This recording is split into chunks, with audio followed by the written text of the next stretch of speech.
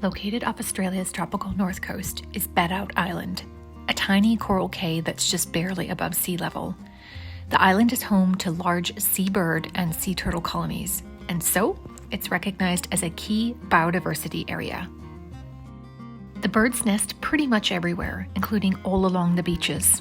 In 2020, one of the island's seabirds, the masked booby, a large white bird with a yellow beak, shown in the middle here, was discovered to be an endemic subspecies, meaning it's found only on Bedout and nowhere else in the world.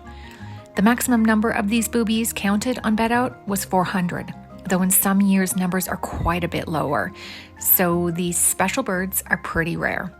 And like any seabird colony, Bedout is a noisy, smelly place.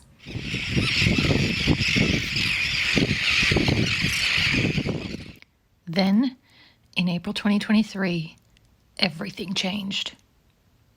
A huge storm is moving inland across northwestern Australia. Cyclone Ilsa is the most powerful storm to hit the region in more than a decade. Unfortunately, Bedout Island was a direct hit.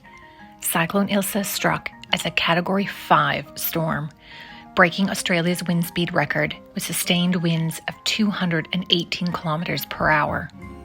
The Adrift Lab team surveyed the damage on Bedout a few weeks after the storm. What we witnessed was absolutely devastating. Prior to Cyclone Ilsa, Bedout was covered in grass and shrubs, which provided nesting habitat for the birds. However, the ferocious winds and huge storm surge associated with the cyclone stripped the island of its vegetation, leaving it pale, bare, and almost unrecognizable.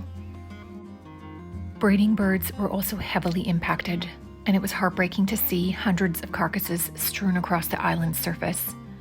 We returned to the island to search for the rare masked booby. For a while, we saw nothing.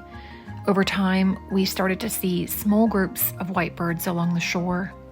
While our team breathed a collective sigh of relief, the statistics in our new paper are pretty worrying. We estimate 80 to 90% of Bedout's seabird population perished during the cyclone, with only around 40 masked boobies surviving. We wouldn't blame you for thinking the birds will recover in time, right? Unfortunately, 15 cyclones have impacted Bedout in only 20 years. That averages out to around one cyclone every 18 months. With climate change and ocean warming, the frequency and intensity of these storms is increasing worldwide. We all must do more to protect our beautiful wildlife.